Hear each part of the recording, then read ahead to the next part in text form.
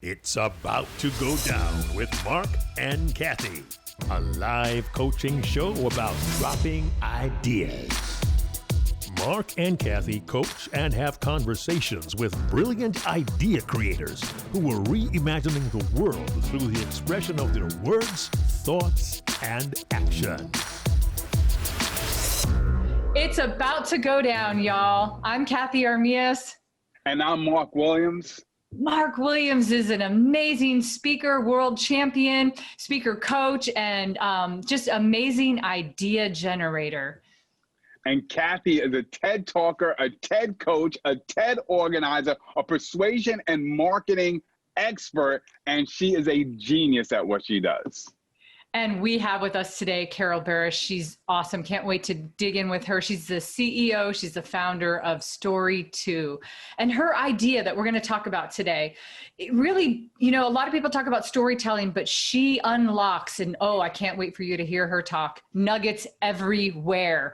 She unlocks the neuroscience of storytelling. And we get to the heart of storytelling is what connects us all and gives us this shared and lived experience. Carol, welcome to our It's About to Go Down web show or live coaching show. You also do what we do, so we love to be in the presence of somebody who thinks the way we do. Welcome. Thank you. It's not often you get to be with two geniuses at once, so I'm really touched to be here today. Thank you. Oh, no, that's three. Stop it. That's right. Or if it's two, it's Marc and you. That's what I'm going with. It's three. So, Carol, really quick, a lot of people talk about storytelling, and of course, storytelling is super critical, but you have a really cool story about how you say that story found you. I really want to hear about that. Can you tell us all about that first so we can kind of get the premise of where your idea was born? Yes. So in the fall of 2008, when my middle daughter went to college and my younger daughter went to boarding school, I started going to work earlier and earlier and staying longer and longer. It's autumn, the days are getting shorter, so it's dark when I get there and it's dark when I leave. And I'm having trouble sleeping. And one day, really bright autumn day, the room started to spin so fast that I thought I was going to drill a hole in the ceiling. There was just so much energy in my body, I didn't know what to do. And I waited till things settled down a little. I walked outside, called a friend who was a psychiatrist. He called me right back. And I went to see him that afternoon. And I, said again about the room started spinning. It was like the windows were turning into these bright colors. And he said, Carol, obviously you had a panic attack, but I could give you medicine or you could try to figure out what you're supposed to learn here. And I'm by that time I'm just weeping, really messy, noisy crying. And he said, do you know what this is about? I said, nobody knows me. So when I went to college, I vowed that I was going to put the things that happened to me when I was a child just far, far away in a box that I was never going to open again. I was going to start over. I was going to start over in college. And nobody knows that Carol in the box. And he said, well, do you want to talk to me about it? And I said, no, it's really safe, far away there. I don't want to know. I don't want to open it. And he said, okay, I have another idea. You're a teacher, you're a writer, you're an innovator. I invite you to go back into that box. That box happened a long time ago. Those things that you're crying about and shaking about are not here in this room.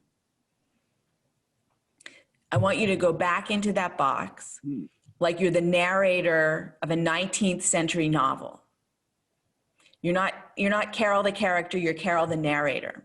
And you can see why you did what you did, and you can see why everybody else did what they did. And you can decide what you want to do with it in the present. But it's not in the present until you put it there, the way you want it in adult life. And then he paused, And then he kind of winked in this way that my father used to wink when he was about to say something like really important. He said, and once you figure that out for yourself, I want you to teach it to other people. You could help a lot of people if you figure that out. Wow. Wow. And that's how it all began. That's what well, you that's did, that's one of three things. The second thing is I go back to my office and my boss has an assignment for me. And Ann Kirshner, the Dean of Macaulay Honors College, has an assignment that requires that I learn storytelling to teach it to our students to help them get better jobs. And then, yes, it's crazy. And then The 2 universe days is like later, giving you- 2 days later, I had this waking dream of like students in New York and students in Shanghai. This is 2008, so it wasn't technologically possible. Like it seems obvious now, but it wasn't possible then. They're talking to one another on their phones. The kids in China are speaking Mandarin. The kids in New York are speaking English. And the phones are translating. And there's this like invisible umbrella of storytelling that allows them to communicate, and they're laughing and they're happy on opposite sides of the world, telling stories. And that was really the kicker, because I went out to the kitchen and my son was there and I said, I had this crazy dream. I'm having all this storytelling stuff going on. And you know, my son's just very calm and reasonable on all occasions. And he said, well, maybe you should start a company and do that, Mom. And then he said, you could help a lot of people. And I love to help people. I live to help people. Yes, So you do. that's when I started studying storytelling. I mean, I have a PhD in English literature, and I studied early 17th century women writers, like women poets, out every which one I could find. It's like, oh my God, there's something else I can learn. Like I learn things. I'm just going to dive into neuroscience and get it. And, it also involved getting to know that Carol in the box, just being comfortable with things that I needed. I'd grown up enough that it was time to be comfortable with those things and make them just part of who I am in the present. My friend was right about that for sure. Carol, this is amazing. It's, I wrote down, Marc and I, if you ever see us looking down anybody, we're just constant note takers. And like, we have to absorb what, when we hear somebody and we hear the story, we're absorbing it, but we're pulling nuggets. And when you said that, to be, your therapist said to be the Carol, the narrator, I was like, oh my gosh, it's such a brilliant idea. It's such a brilliant idea to pull yourself, don't be a character in your story, but pull yourself and be the narrator. So, I mean, I love that the universe brought you all these pieces, like within a couple of days time of like, you should be doing this. And, one of the things that Marc and I talk about a lot, especially when people are giving TED Talks, we kind of have I came up with this 3 qualification questions, right? Mm-hmm. The first question is, why is your idea exceptional? How is this an exceptional idea? The second question is, why are you the best person to talk about this idea? People can have a great idea and you might not be the right person to talk about it, right? And then finally, how will this idea change the lives of other people? And I think in your story, everything was super evident that you were the right person to be doing. You were definitely the right person to be doing this. The idea is exceptional. We don't use story in the way, and that's what I want to talk to you a little bit more about. We don't use story in the way. There's there's many ways to tell stories, but there's this one way, right? That's really matter of fact. I'm a news reporter. I'm telling you a story, but I'm just telling you what happened, as opposed to getting back in there and reliving it and being a little bit deeper into the story, right? So yeah, it's a balance between facts, things that happened in the world with other people. Like that's the foundation. Those are the building blocks of great stories, is what happened. Like, what did it smell like? Was she wearing a silk dress or a woolen dress? Did she make the dress herself? What color was it? Was she wearing socks or not with her saddle shoes? Just those details. I mean, saddle shoes, that tells you like my world in high school, right? The cheerleaders wore saddle shoes. And I did too, though I wasn't a cheerleader. But so there's this very, the elements of story are things that happen in the world with other people. But there's also this, the practice of storytelling. People who write every day, who do this narrating every day, they live longer, they suffer less depression and less dementia than people who don't write. So there's the evidence for it's good for you. Mm-hmm. Now, why is it that you live longer and more joyfully with steroids, with stories, right? Why is it? It's like steroids. Like it just, it like wakes you up. It wakes you up to the things that are really there. And when you do that in the present, you get comfortable doing it with the past. And when you do it in the past, you get comfortable doing it in the present. And then in any moment, this is the big so what. Like this is the thing that if I figure out how to get this to millions of people, there'll be a huge breakthrough. Once you get years of practicing, like meditation or prayer, right? It's a daily practice. Once you do that in any situation, you see multiple points of view. And that's just a tremendous gift. It's just a tremendous gift to have, well, Marc said that. And then there's all sorts of questions. Marc, when you said that, were you thinking this or were you thinking that? And does that come from this? And so there's a lot of Marcs in the room, and there's a lot of Catheys in the room, and a lot of Carols in the room. Yes. And then somebody says something and it shifts, and then there's other possibilities. But it's this really just dynamic way of being with the world as it actually is. And I think people, there are many ways, many kind of therapies for getting comfortable with yourself. But that just like being comfortable with the complexities of multiple people at once, I really believe, I deeply believe the last 4 years have shown me, I always thought it was true, but now I've seen that if we're going to heal, if we're going to repair, we just need to understand like how we got here and how the people who are perpetrators got here and the people who are victims got here, and how we all are in this dance, which is bad for everybody the way it is. Yes, it's worse for some people than others. I'm not, being Pollyanna about violence. But, they say in Germany that the descendants of the victims and the perpetrators of the Nazi atrocities, that the descendants have the same mental consequences, the same emotional consequences, whatever side they were on. And who even knows, in a moment, what another human being is going to do to save their own life or the life of people they love? Like, who even knows, right? We don't know until we're there. We just don't know. We hope we're going to do the right things. And so, but it's hard to believe that. Like, we're very attached. We're very attached to, no, I'm going to control those other people, or those people controlled me. They hurt me. He hurt me. Like, we're just very attached to those things. And when I'm talking about storytelling, I'm talking about getting detached enough that you can imagine a different story going forward. Do you mean getting detached from your own story so that you can understand other people's stories? Yes. Yeah. I do. Carol, okay, I'm going to put on my TED organizer hat for a second, right? Go for it.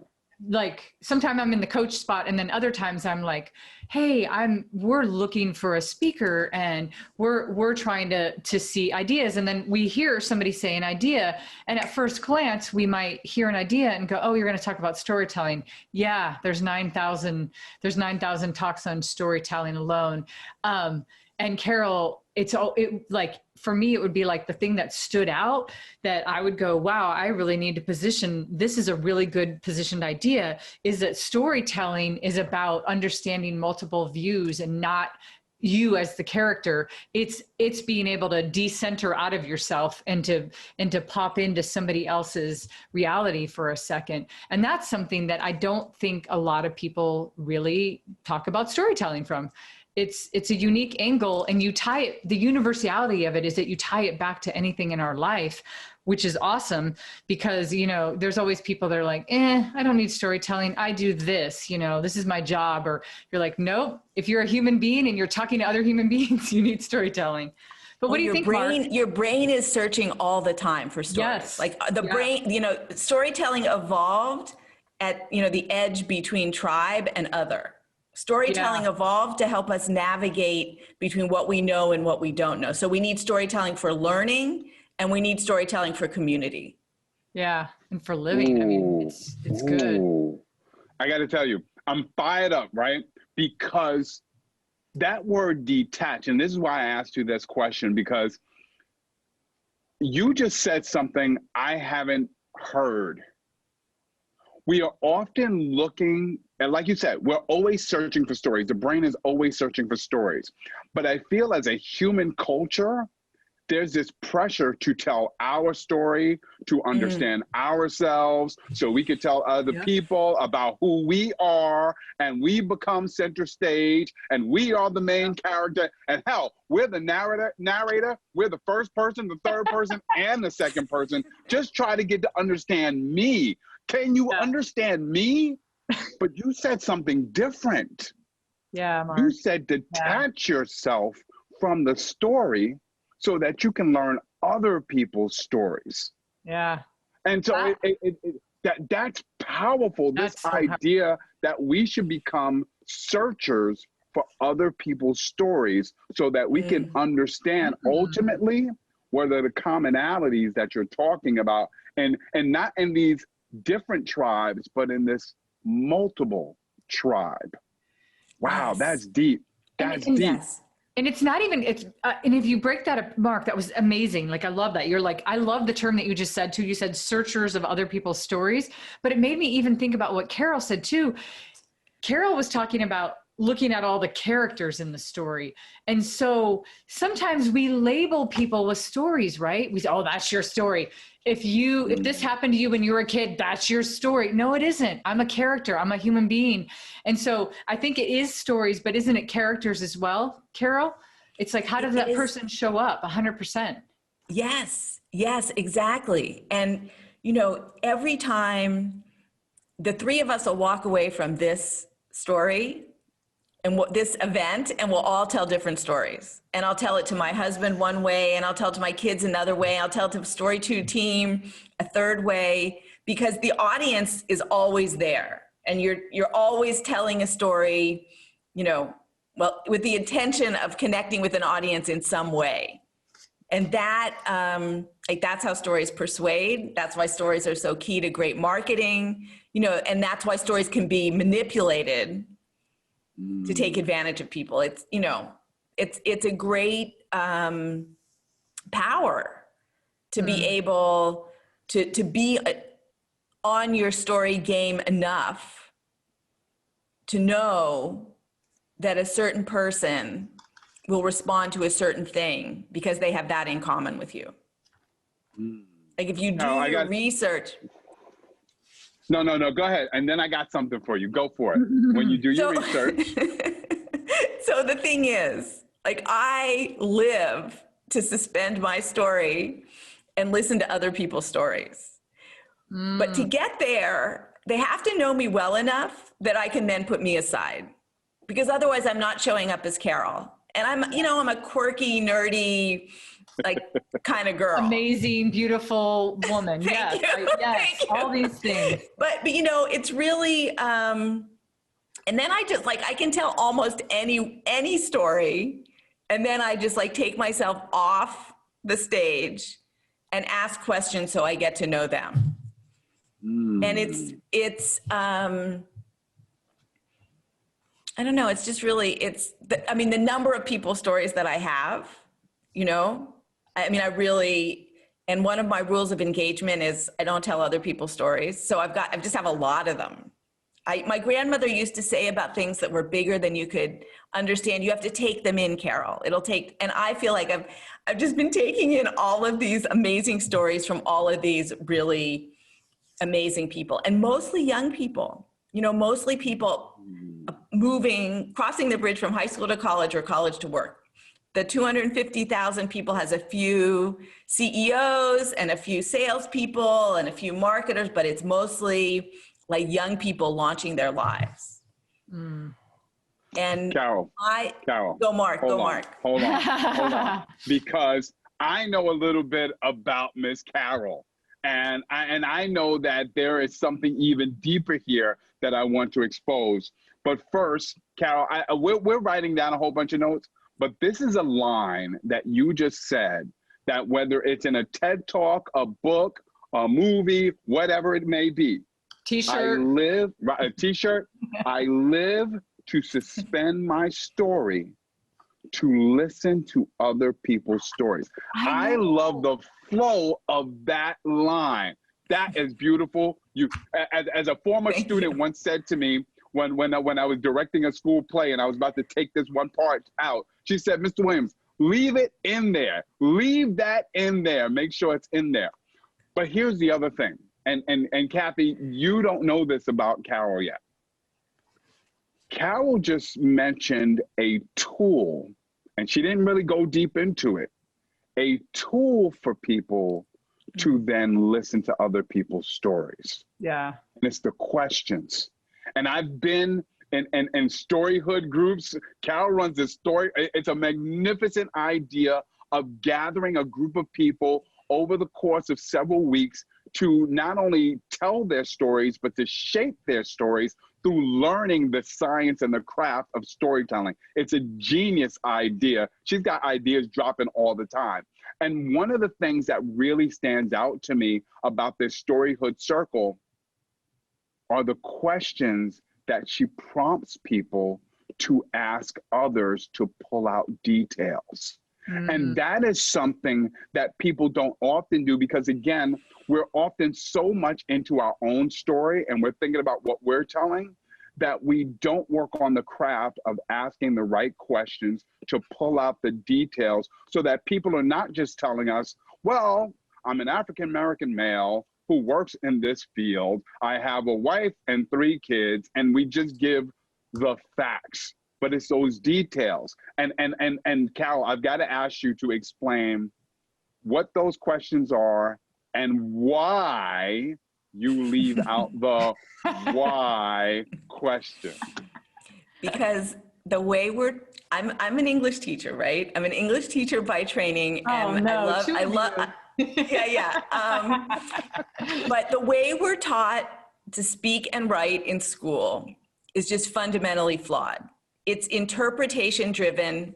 It uses only a teeny part of our brain, a part of our brain that's separate from the emotional and empathy, compassion, the most human and humane parts of our brain are not the parts that drive interpretation.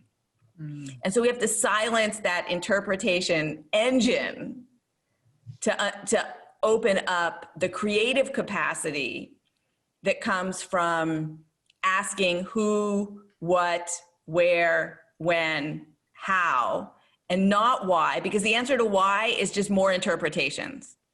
And the reason that's the thing you want to ask first is because you've been trained in it your whole life.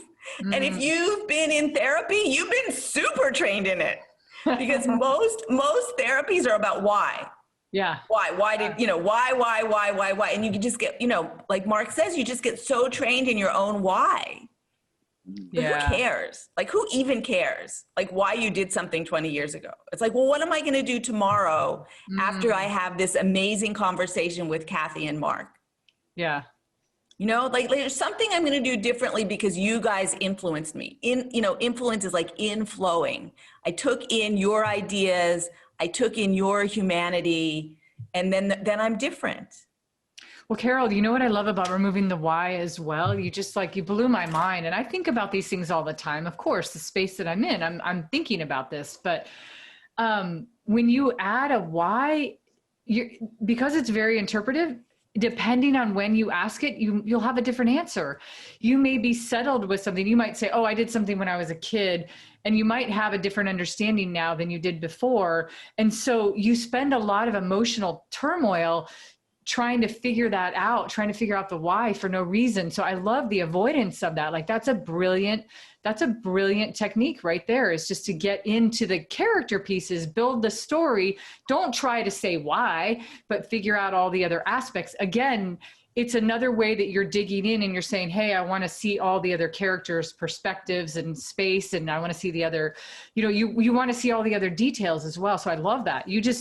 I think you're taking story and you're turning it inside out. Because like Marc said, it's always like me, center stage. This is what I'm doing. I'm main character. Everybody else around me is not main character. And if you happen to be in my story or in my book or in my life, you're a part of my story. What if I flipped it and said, I am your story, or I am a part of your story? What if it's just that wording of that? It's like everybody else views it that I'm a part of your story. I'm a part of Marc's story. Like normally the way we would say it is Marc is a part of my journey. Marc's a great friend. I love him so much. I love his family. He's a huge part of my life and my story. Everything's me, me, me, me. What if it's the other way around? I'm blessed to be a part of Marc's journey and know Marc's family and understand where he grew up and to hear about his beautiful mom and his family. I mean, like that's a totally different perspective. You got that because he told you stories about those people. You've probably never met them. Some of them I have, some of them I haven't. But not mom, right? But I did not meet your mom, and I do. You're right. I feel like I know your mom, and I feel like I actually, it'll make me cry a little bit, but because Marc has such a great relationship with his mom, and I feel it right now. I can feel that love that Marc has for his mom. I get a Mother's Day text from Marc every single year. And I know I'm not amazing. I know I'm not the only. I made it onto the text this year. I felt like I'd arrived.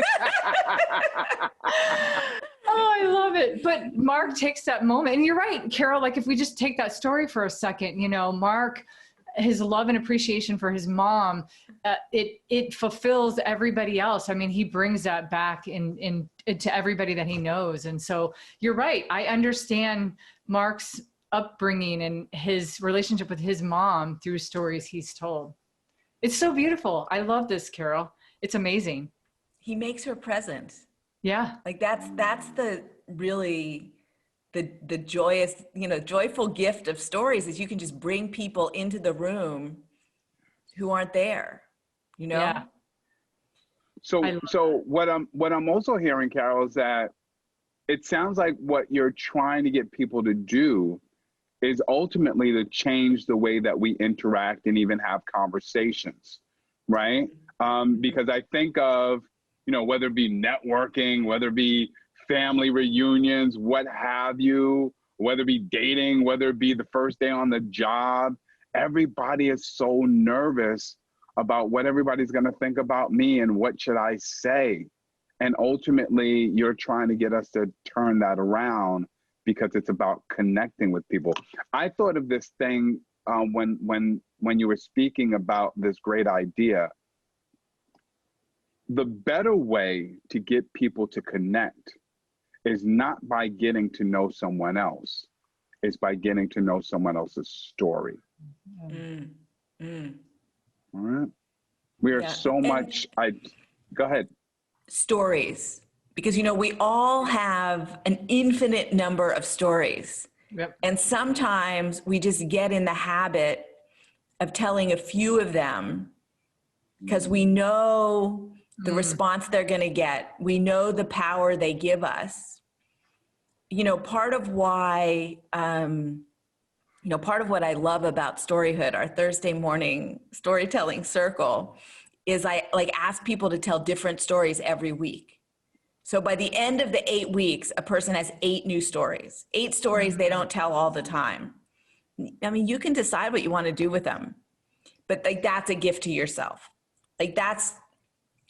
When COVID hit, there were 2 things I knew for sure.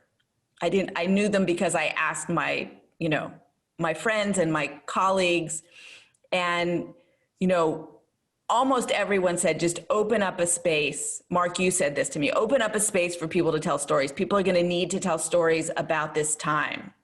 None of us have lived through anything like this before. We need a space. So I did right away this Thursday morning, and it's evolved.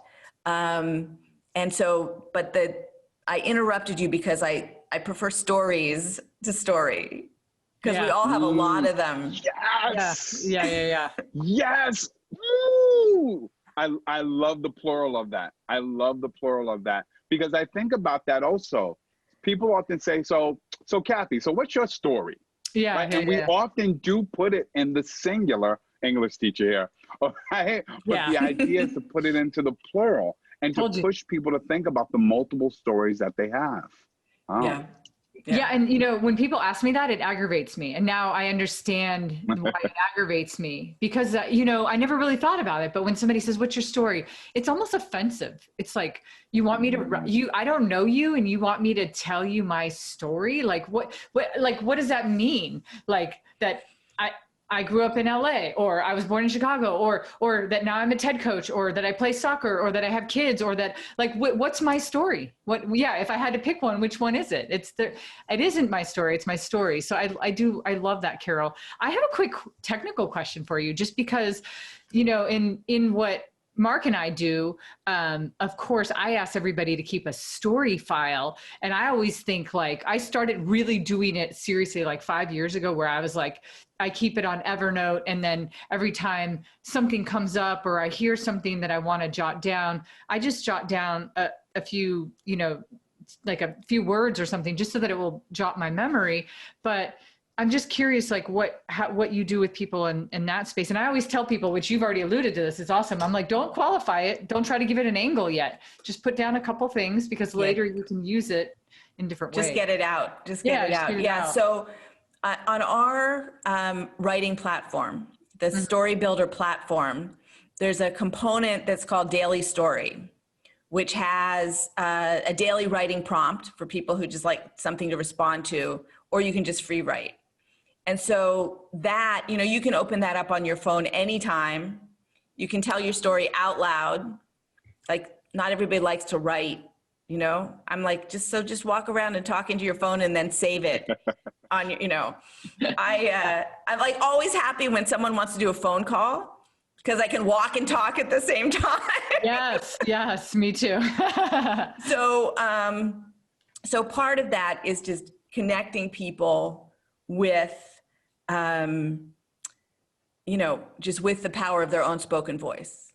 And if you record it and listen to it, you hear what other people hear. Yeah. That just like opens up all sorts of possibilities. And you're helping them build that muscle, right, Carol? I mean, you kind of said that before. It's like you're building the muscle of like looking for the stories, being able to kind of pull them out. Because if you don't think about it, you don't realize all the gold mines that you have in stories, and until you really get yourself in that mind frame where you're like looking for stories and you're like, oh yeah, I do. I remember that day I went to school and I forgot my shoes and I didn't want to tell my mom. So I walked around school all day in socks. Like that really happened. And it seems like it has no relevance, but it doesn't matter. You jot it down, you grab it. And for me, at least the way I kind of go through my stories is then I can kind of pull that out and go, oh, I now can attach some meaning to that, So I love that. So Carol, let's go. Okay. I'm sure everybody listening right now is just like so many great things about stories. And I hope, and this is always what you hope, right? You want to reach millions and millions of people. You want everybody to think about their lives, not only from their stories perspective. I said plural, Marc. Yes. Teachers, Cathey, non-English teacher for anybody watching. I'm the non-English teacher. Okay. And so, but you want them to pull their stories, but you also want them to look for other stories, right? And see who they are and see this perspective. So let's talk a little bit about how, and Carol, I don't know why you haven't given a TED Talk yet. Let's make this happen. Let's make that happen. I'm putting this out there. And to any of my friends that are TED organizers, Carol's amazing. Let's talk about this right now. This is what we're doing. This is going to become Whoever you are, I'm here. She's here. Here she is. No, this is going to be a TED Talk, Carol. It's going to be. It's not if, it's when. So let's talk about it. Let's do that thing that we do sometimes with our clients. We go, okay, cool. You ready? You want to make this a TED Talk? Let's do this. So let's break down. Let's go a little bit deeper right now, and let's talk about that. What is the main idea? Let's just say, if you were to just give this idea you were to wrap it up, we've talked about a couple of things. Marc, you regurgitated some things. I regurgitated my story. What did I say? I said something like my story. I can't live my story until I know yours, or something like that. My story is your story. That's kind of the Ubuntu way too, right? I can't be human without you. We can only be human together. So yes. It's kind of cool that there's a parallel to that as well. But let's talk about how we would position it in a way that people haven't said it. And Marc hit it. Like, I don't think a lot of people talk about the other stories of the other characters. So I think there's like three parts of the neuroscience of storytelling. Content is the one that most people think of. It's like, what did you do? What happened to you? What do you remember? And that is, I would say, the first idea people have about story or storytelling. And they identify it with childhood and things like fairy tales and things that they don't respect very much. It's kid stuff, right? Then people learn that if you use the structure of storytelling, that if you align your communication with the way the brain likes to digest communication, you'll be a lot more effective communicator. And anybody who's in any business that requires any amount of persuasion or sales or anything, recruitment, training, anything, teaching, will be really happy to have those tools that enable you to structure your communication with storytelling. Because it's easier than anything you've ever been taught, and it always works. The other person's just waiting for you to use it. They're okay, bring it on. Please. But the third thing, the thing that's really juicy, and that the thing that over time has become more and more powerful to me, right? I'm 12 years into daily storytelling, writing every single day, first thing in the morning. I meditate, and then I write, and then I do whatever else. And that daily storytelling, the practice of storytelling, right? So there's the content, the structure, and then the practice. Why the word practice? Because it's like meditation or prayer. It's like a daily yoga, a daily discipline that over time, it changes you. It changes you at a cellular level.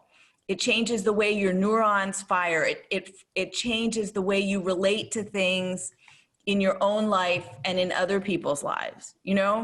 If somebody, there was a time when somebody would walk up to me on the street and I'd be afraid. And now it's like, somebody walks up to me on the street, I'm like, what are we supposed to do together today? Like, what does this interaction mean for this person and me and the world? I'm like, not scared. I'm like not scared of anything. Yes, I'm scared of the president, but I'm not scared of, he'd have to actually kill me. He'd have to actually spiders kill in me. the president. That's the only thing. But, just this changing the way that I interact with daily life. And like, that's a big deal. Yeah. That's really a big deal. Imagine if we could unleash that for millions of people. You don't have to be afraid. Just like the person who's showing up is another human being, and you guys will figure it out. So powerful. And that's, I was going to say, this practice of storytelling, getting rid of the why, getting rid of the interpretation, and replacing it with, well, what's right in front of me now? And when I was dealing with the stuff in that box, right? When I was going back into trauma, things that happened to me as a child that should never happen to another human being. Nobody should experience that. And part of how the storytelling enabled me to be at rest with that stuff. It wasn't easy, and I'm very privileged. And for a couple of years, I had 3 therapists at once. It was not easy, I just want to say. And I'm extremely lucky that I had like just a lot of help. But over time, I came to see that the people who did those things to me were hurt in ways that I couldn't understand at the time. And that for whatever reason, I was rescued from that situation, which I couldn't control, by a set of brain activities that were already telling stories. Like I was protecting my brain for later when I was old enough to understand what was going on. I had some intuitive sense of what was coming down the road, right? And so these threads of connection, these threads of healing, I'm really interested.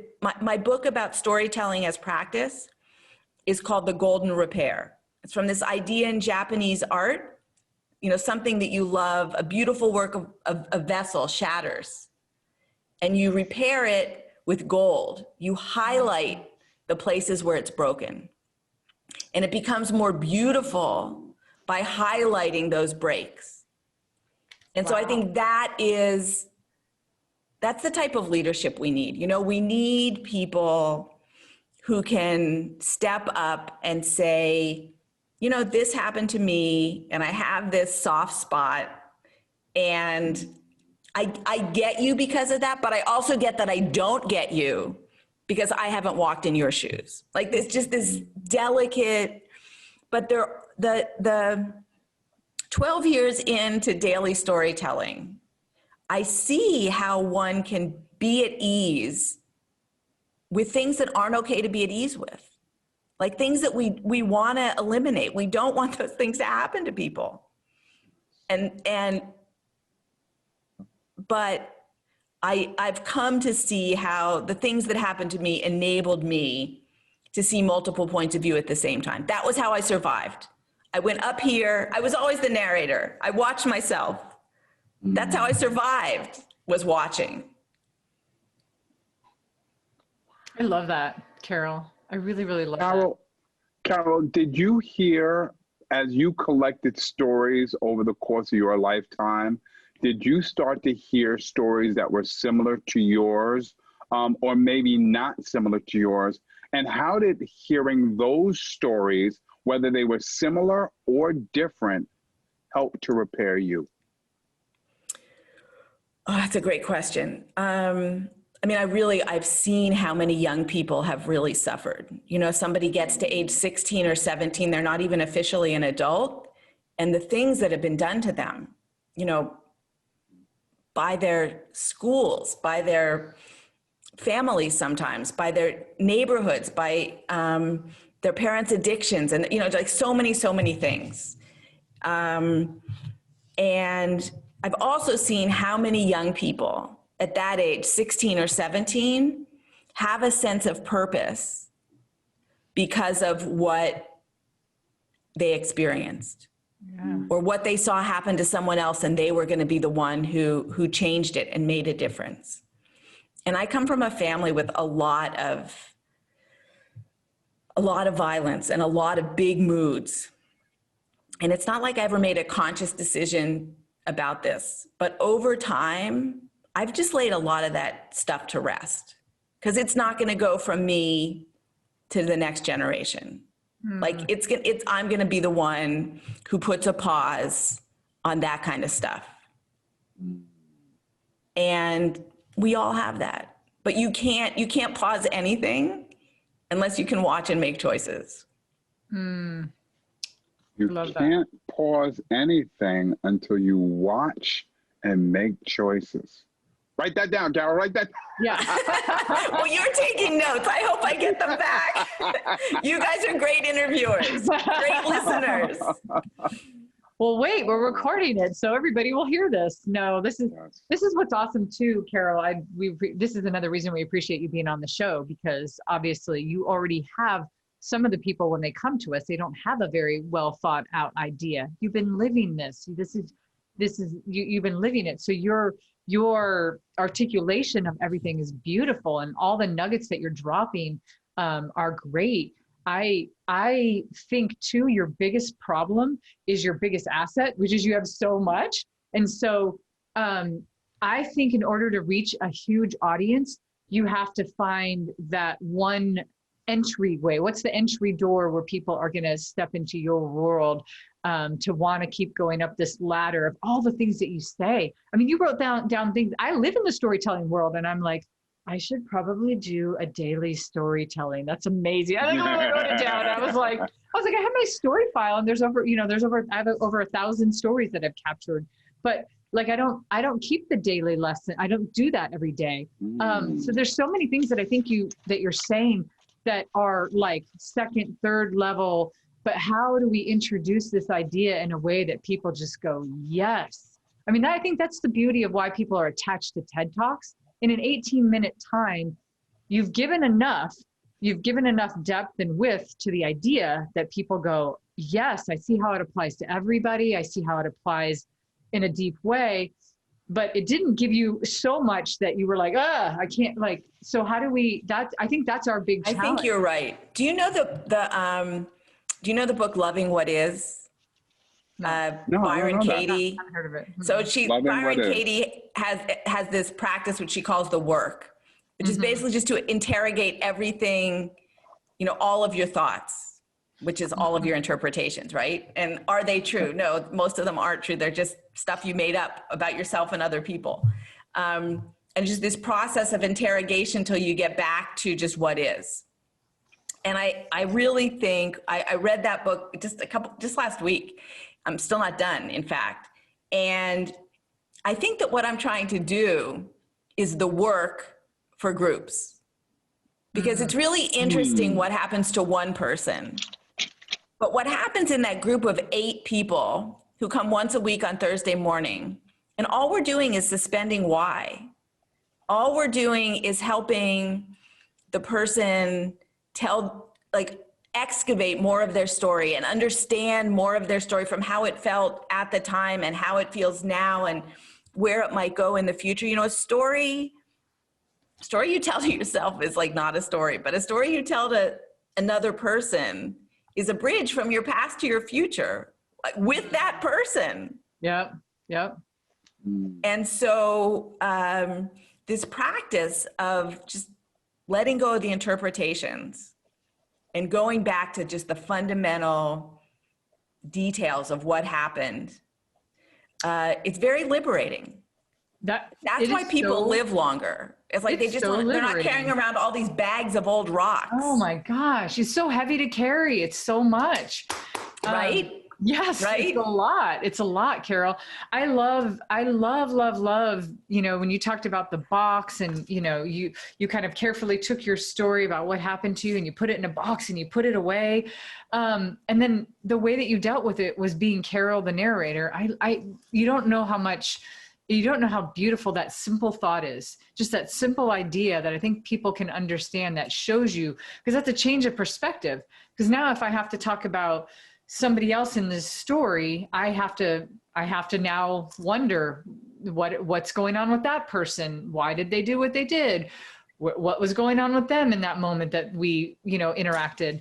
And I personally think, I don't know what you think, Marc, but I personally think it's simple, and the best ideas are simple, but it's unique, and it's not, Carol has so much more. Like there's so much more to what she's saying. In fact, a lot of depth. In fact, there was something that she said last time we talked that I loved, is like all stories are like 3 parts. And Carol, you can talk on this in a second, but it's like memories, emotions, and a desire to act, right? You brought this. So you even have like this great formula that's in the story itself, or the content, or the structure.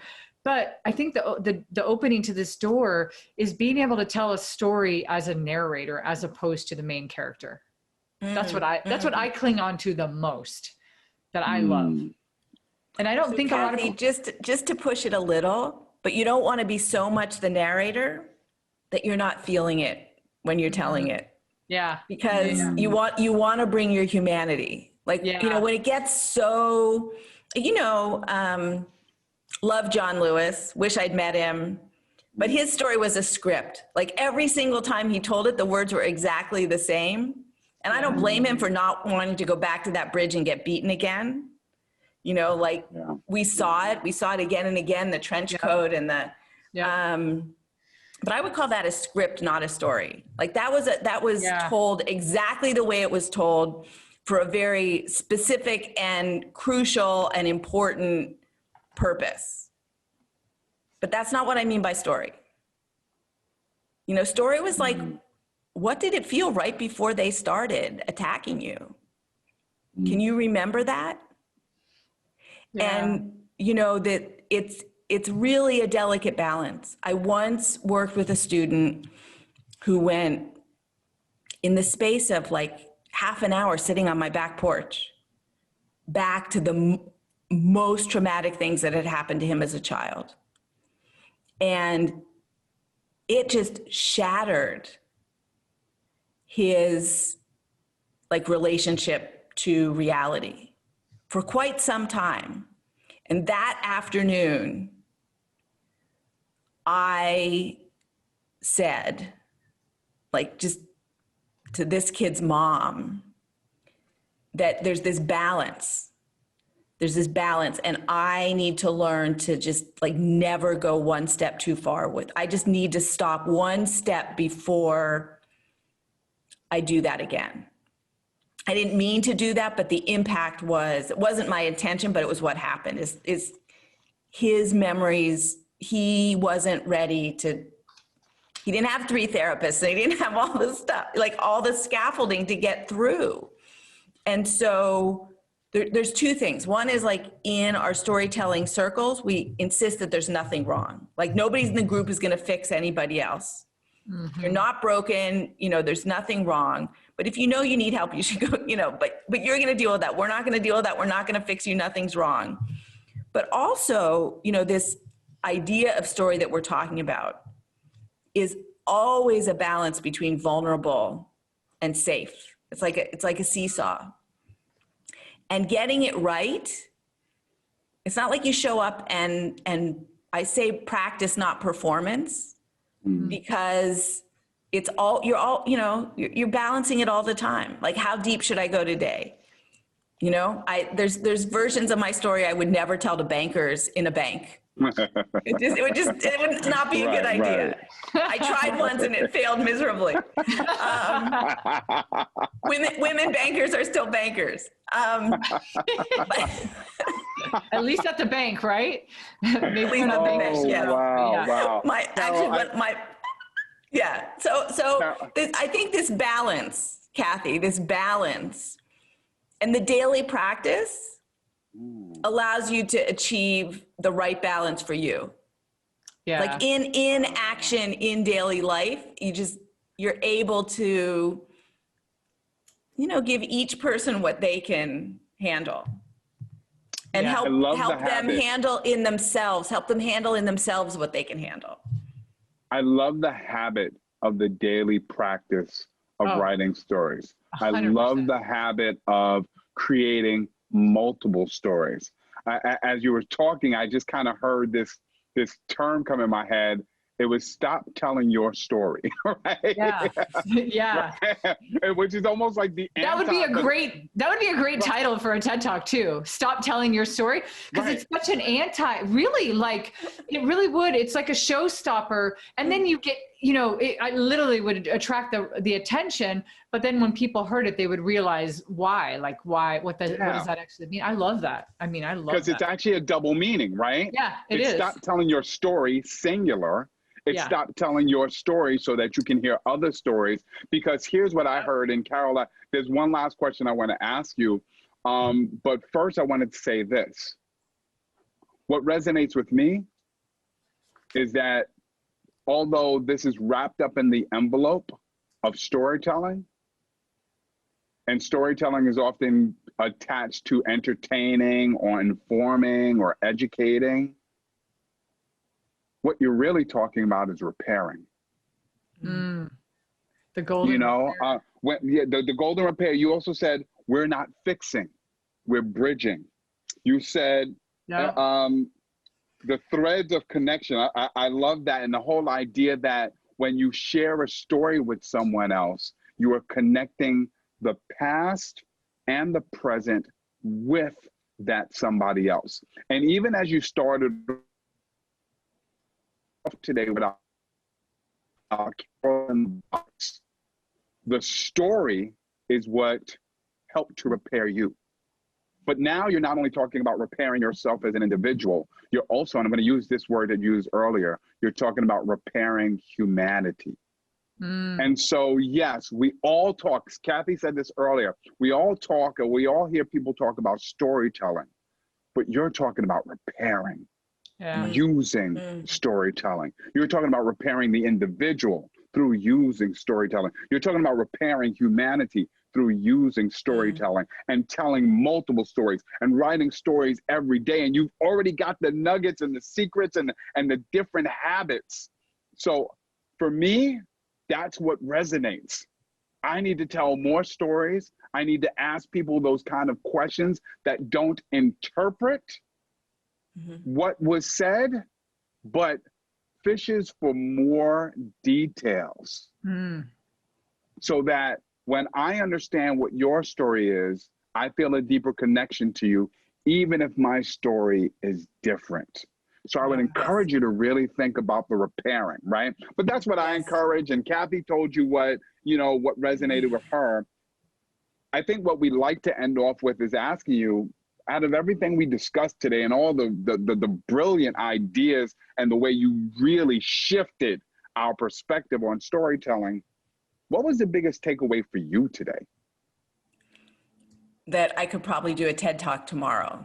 Yes. And that I would love to have a bigger audience. I am part of the outcome of, I'm just really, I'm 60 years old and I've just come into my own. I just started to see how things that didn't make sense at all at the time are just all connected in the path that got me here. I remember when I called Marc and sat and waited to see him after his meetings were over, and he told me, you have too many things open on your computer, shut those windows down. Right? I remember and, that. I'm just so ready.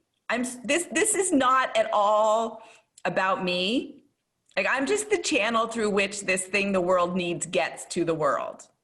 I'm very clear that it's not about me. My stories are interesting, but that's not what I'm here to do. I'm here to open up people to this reality of multiple perspectives are alive and happening in every single moment. Yeah. And if you just don't worry about your own stories so much and make room for other people, that is the repair. That is the repair. I love that. Suspend your story to repair humanity. I love it. I love how on the fly we're I love it. I love this. I have 7 different titles for you. And it's amazing. It is. Carol, thank you so much for having this conversation. You always take me to another level every conversation that we have. I tell you time and time again how much you inspire me. So I'm just going to say it again for everybody watching to know how much you inspire me. And I thank you for continuing to do that. I thank you for the conversation. And I'd like to ask you, for everybody out there who is fascinated by these concepts of daily storytelling and engaging people with all of the questions except for why, and StoryTwo and Storyhood, how do people out there learn more about you? Well, the StoryTwo, story and the number 2.com is the website. I think about me, just keep your eyes open for these threads of the golden repair as they get woven into the world, because that's what I'm working on. I love it. I know. I love it. I love it. This was so much fun. Thank you. This was so much fun. It's been absolutely fun for us too. And for anybody out there who's been watching, who wants to have fun like this and take your ideas to another level, because you are a brilliant person who wants to drop ideas on the world, send an email out to marcandcathey@gmail.com. I spell it M-A-R-C. She spells it C-A-T-H-E-Y, because we're different, but you've got gmail.com. We love to hear from you. We'd love to work with you. We'd love to coach you on dropping an idea. So thank you for joining us. It's about to go down. Thank you, Carol. Thank you, Carol. Thank you so much. Bye-bye.